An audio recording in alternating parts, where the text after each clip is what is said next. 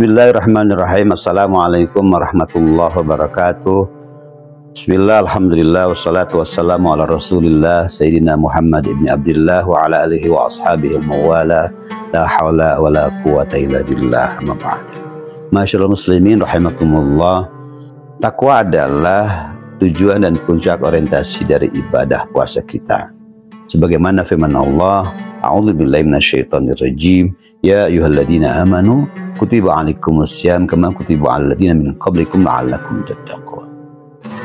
Ada orang yang bertanya, kenapa imbalan akhir dari proses ibadah puasa itu takwa, bukan surga? Sudah lelah menahan haus dan lapar, disuruh takwa. Yang secara umum orang memahaminya imtisalu awamirillah wa ijtinabun nawahi, melaksanakan perintah Allah, menjauhi larangannya. Masyaallah muslimin, takwa adalah risalah asasiyah, risalatul amma, risalah universal dari ajaran Islam.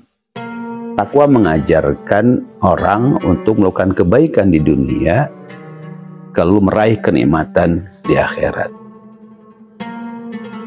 Orientasi takwa ini mengajarkan suatu proses di mana ciri-ciri ketakwaan dalam Al-Quran banyak sekali. Sehingga takwa tidak dipahami secara formalistik, takwa tidak dipahami secara terbatas, tetapi takwa memahami dimensi dinamis, filosofis.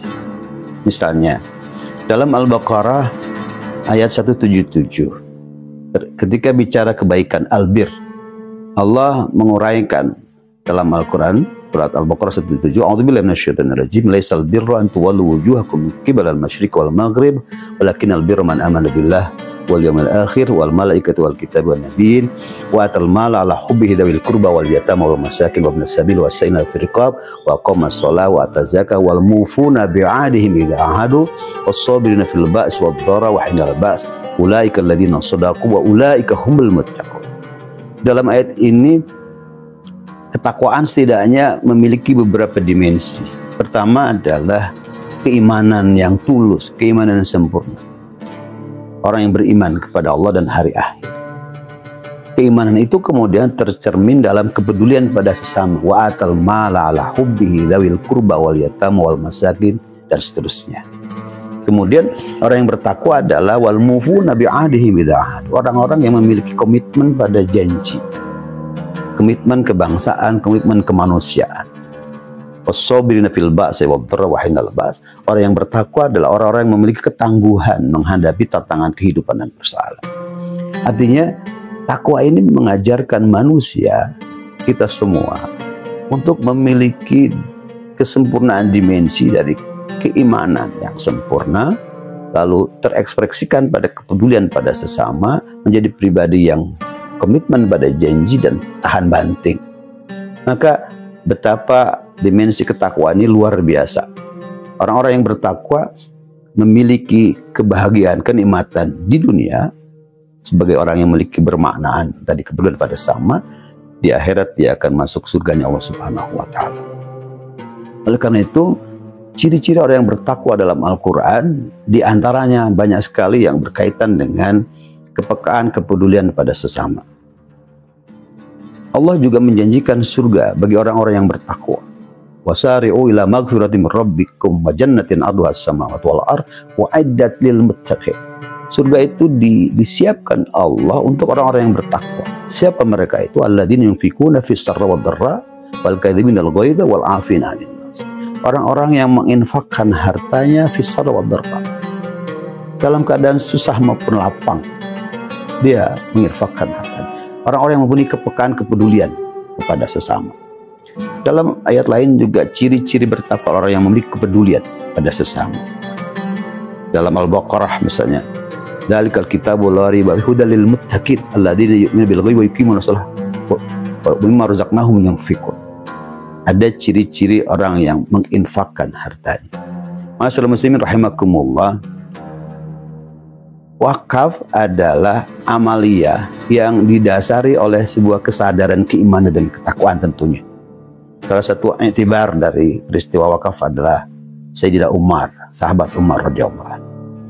Dulu ketika turun ayat lan tanalul birra hatta tunfiqu ma tuhibbun, Sayyidina Umar menghadap kepada Nabi. Dalam ayat itu kan Allah menegaskan tidak akan meraih kebaikan sejati, tidak akan meraih surga seseorang hatta tunfiqu ma tuhibbun, sehingga dia menginfakkan sesuatu yang dia sukai, dia cintai, dia sayangi. Sayyidina Umar saat itu memiliki satu tanah yang begitu bagus, subur, namanya tanah Khaybar. Sayyidina Umar ingin meraih kebaikan sejati, surga, sebagaimana dijanjikan Allah dalam ayat itu. Lalu Rasulullah menyarankan kepada Umar terkait dengan tanahnya itu, bas aslaha wa tasaddaqta biha, tahan harta itu, tanah Umar itu, wa tasaddaqta biha, dan sedekahkan hasilnya. Tanah itu tidak boleh diwariskan, tidak boleh dijual, tidak boleh dihibahkan.